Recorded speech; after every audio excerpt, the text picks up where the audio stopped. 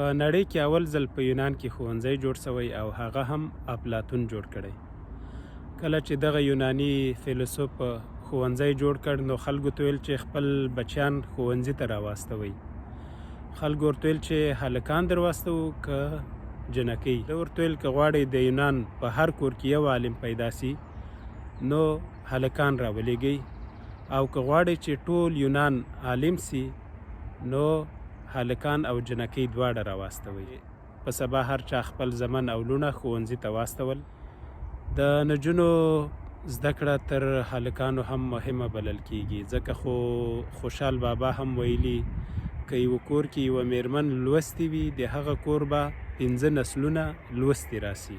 دې ته په پام د افغانستان اوسنیو چارواکو ته ښایي چې نور د نجونو د ښوونځیو بندې دروازې پرانیزي او دوی ته د خدای ورکړي حق خنډ نسي.